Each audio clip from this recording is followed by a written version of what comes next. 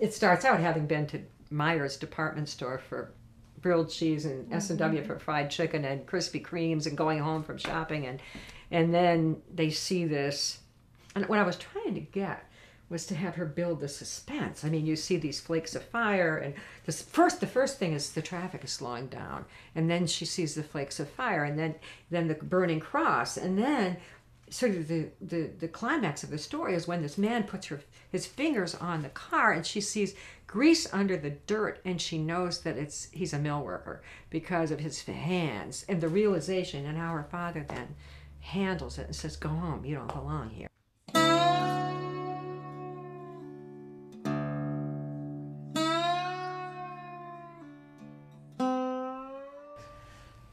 Okay, what I did was write the poetry, which became the book Piecework. I didn't intend to write this book of poetry. What I intended to do was go visit the mill where I used to hang out when I was a kid and write a poem. But it turned into this big book about the mill, and a lot was happening in the mill at that time. A lot of closings started to happen, and things were really, I mean, it all came together at one time, so that the book itself became a book about the history of the mill, in a sense. Yeah, I think it's kind of interesting because I'm not of the culture, and I think that's probably the answer.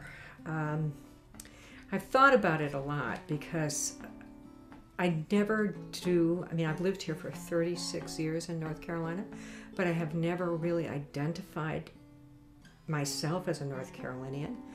And I hasten to add that North Carolina has been very good to me and supported my work and gave me wonderful opportunities. But I think it is because I have a little distance between me and the subject matter. And I think about, what if I had to do something on the place that I grew up, and I would find it extremely boring. Not interesting, probably wouldn't see it in the same kind of thing. To use a metaphor of a camera or a movie, I think I look at it through a lens.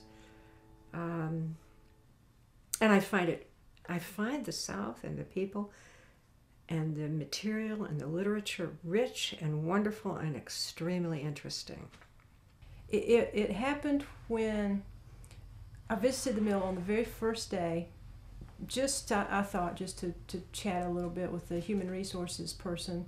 Turned out she knew me. She knew my dad and she knew my mother, and that was all kind of weird. And then I met a couple of people who my father had hired 30 years ago, which was kind of weird. But the moment that it really happened was when she was taking me through the mill, and we went into what was it was actually knitting, into where the big machines are, and there was the sound of the machines, and that was enormous. But what really struck me was the smell. The smell was exactly the same, and they say that smell is your strongest sense memory. And boy, it came rushing back, and I knew I needed to stay there for a while and remember all of this. Could you describe that smell?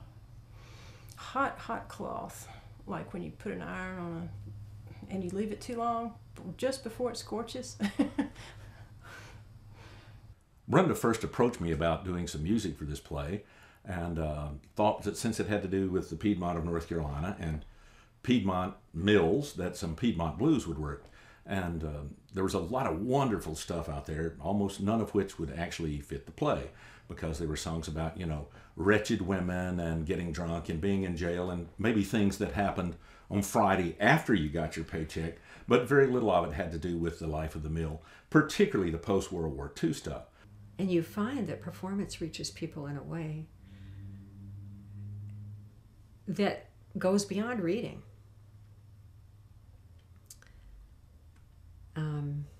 Why do you think that is?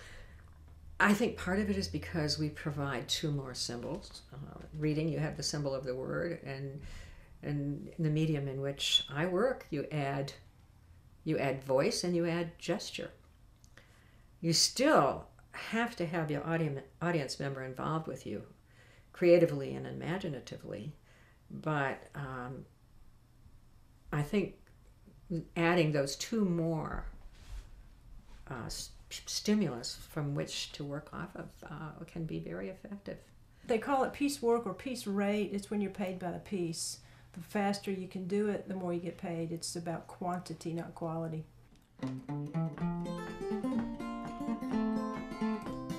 We bring to the stage literature and historical documents, and we have the source of the literature here.